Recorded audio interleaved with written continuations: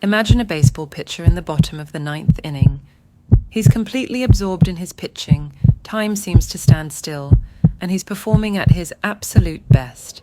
This is the state of flow, and it's not just for elite athletes.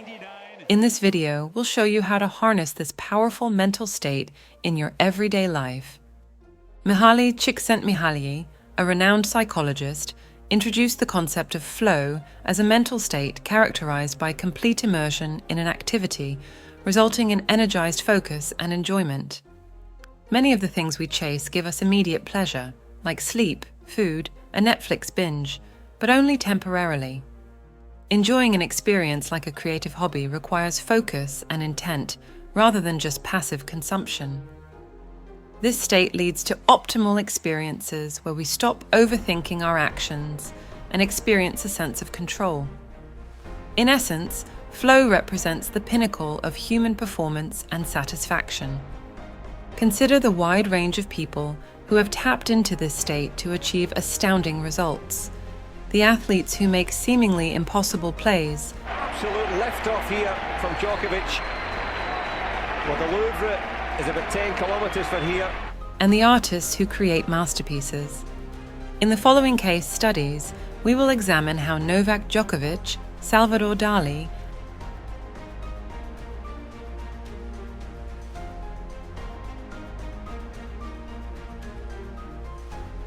and Giannis Antetokounmpo tap into flow, and more importantly, how you can apply these insights to your own life and pursuits. Williams, stout defense, threw it to himself. Oh! He's eviscerating the Celtics. Let's review Novak Djokovic, who is widely regarded the greatest tennis player of all time.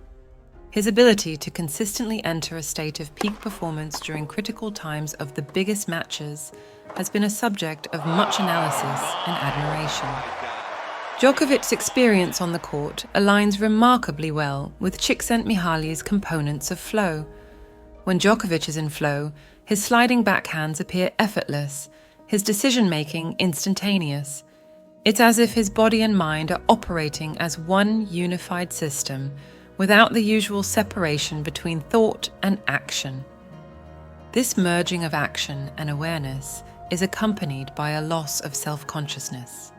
In interviews, Djokovic has described moments where he feels completely absorbed in the game, with an intense focus that blocks out distractions. Here is what Djokovic has said about being in the state of flow. Sometimes you go through periods where you're just not aware of what's going on around you. You're so immersed in the game that you're almost in a trance. When I'm playing my best tennis, I feel like nothing can disrupt me, like I'm in a different world. In those moments, I feel like everything is going in slow motion, and I can anticipate everything that's going to happen. This psychological trance allows him to perform at his highest level, unbothered by doubts or distractions. This heightened state of awareness and control helps him anticipate his opponent's moves and respond with precision, making the game feel almost effortless. But how does Djokovic consistently achieve this state of flow? The answer lies in his routines and mental strategies before each match. These include physical warm-ups, but more importantly, mental preparation techniques, such as visualization and meditation. Visualization allows Djokovic to mentally rehearse his performance, imagining successful shots and positive outcomes. This practice helps create a mental blueprint for success, priming his mind and body for the flow state. Meditation helps Djokovic cultivate present moment awareness and emotional regulation, both crucial for entering and maintaining flow.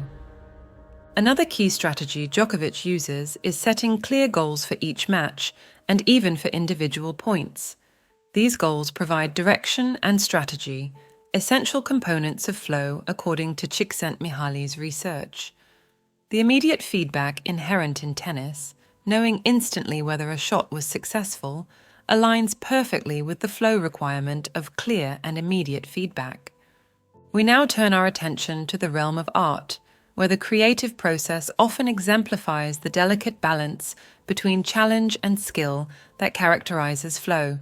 Salvador Dali, The surrealist master, known for his dreamlike paintings and eccentric personality, provides a fascinating case study in the artist's experience of flow. Dali's creative process was marked by intense periods of concentration and productivity, during which he would become so absorbed in his work that he would often disregard basic needs like hunger and fatigue. The balance between challenge and skill is crucial in achieving flow, and Dali's artistic journey illustrates this principle. As a young artist, Dali honed his technical skills through rigorous academic training. However, it was when he began to push the boundaries of conventional art that he truly entered his flow state. The challenge of expressing his subconscious mind through surrealist imagery perfectly matched his growing artistic abilities, creating the ideal conditions for flow. To help enter this subconscious realm, Dali employed unique methods to induce a state of heightened creativity, such as his famous slumber with a key technique. He would nap while holding a heavy key over a plate. As he drifted off, the key would fall and clatter on the plate, striking the plate and waking him, and allowing him to remember the vivid imagery from the threshold between sleep and wakefulness. Dali's workspace optimization played a significant role in facilitating his flow states. He created a highly personalized environment in his studio in Portligat, Spain, designed to minimize distractions and maximize his creative potential. The studio featured large windows overlooking the Mediterranean Sea, providing natural light and inspiration. Csikszentmihalyi's research highlights the strong connection between flow and enhanced creativity. When in a flow state, individuals experience a sense of effortless action and heightened awareness that can lead to novel ideas and innovative solutions. This state is characterized by complete absorption in the task at hand, where distractions fade away and the mind becomes fully immersed in the creative process. Dali's method was facilitated by his masterful command of perspective, color, and form, combined with the spontaneous genius unlocked through the flow state.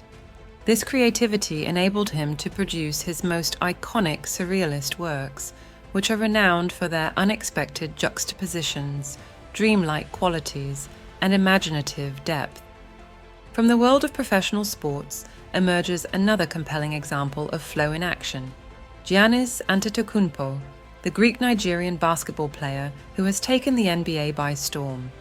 Known as the Greek Freak for his extraordinary physical abilities and versatile playing style, Antetokounmpo's experiences on the court offer valuable insights into the time distortion aspect of flow and the crucial role of intrinsic motivation.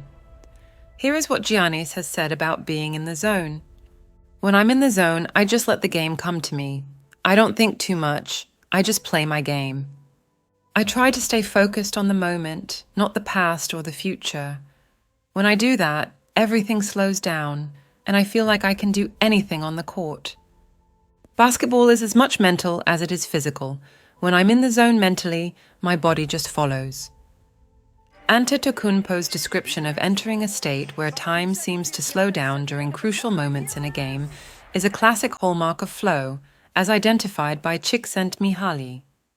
In interviews, Antetokounmpo has mentioned instances where he felt as if he had all the time in the world to make a play, even when facing intense pressure from opponents. This time, dilation allows him to process information more effectively, make split-second decisions, and execute jaw-dropping plays with precision.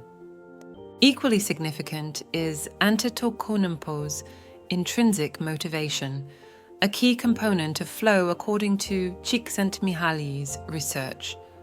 For Giannis, basketball has always been more than just a game. It has been a means to protect and support his family. Growing up in Greece as the son of Nigerian immigrants, he and his family faced significant financial hardships. Giannis and his brothers sold goods on the streets to help make ends meet, and it was this struggle that fueled his determination to succeed in basketball. This sense of responsibility has been a driving force behind his relentless work ethic and his constant drive to improve, even after reaching the pinnacle of his sport.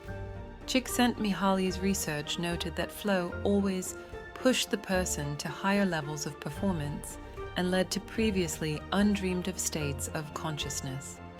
For Antetokounmpo, basketball is not just a profession, but a means of self-expression and personal growth. His joy on the court is clear, showing the deep satisfaction that comes from being fully absorbed in a challenging but rewarding activity. Now we know that flow offers more than just momentary enjoyment. It significantly enhances productivity, creativity, and overall well-being. Research shows that individuals who frequently experience flow report higher levels of happiness and satisfaction, as this state aligns with our innate potential for optimal experience. Flow can be achieved in many activities. Csikszentmihalyi shared an example of a welder in Chicago named Joe, who transformed a mindless routine job into a complex, flow-producing activity. Joe did this by setting an achievable but challenging goal. He wanted to learn every aspect of the plant he worked at. He observed and studied different machinery at the plant to understand how they worked.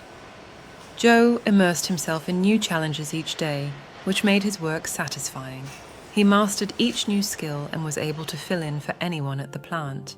Now let's discuss how we can harness and use the energy of the flow.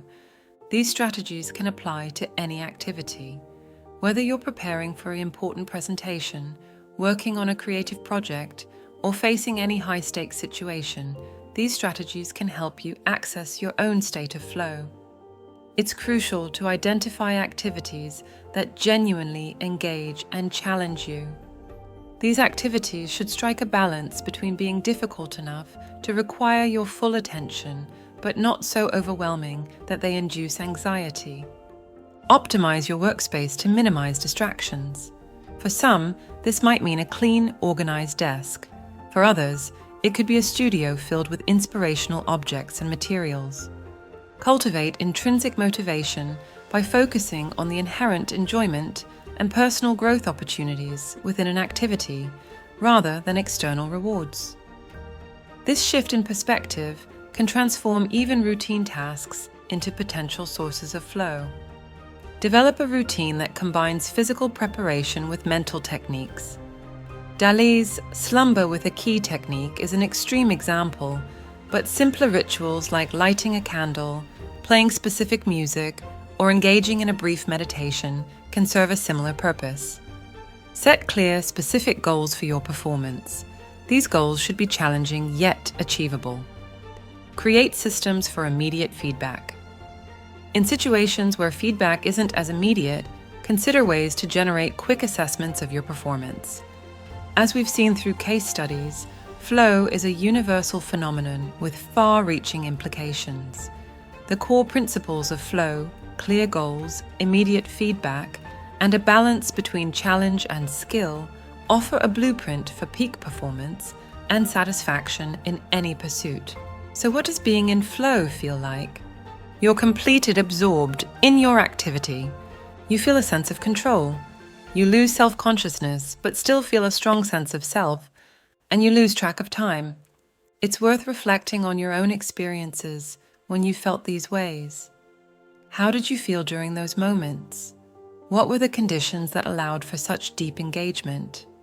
By identifying these instances, we can begin to recognize patterns and create more opportunities for flow in our daily lives.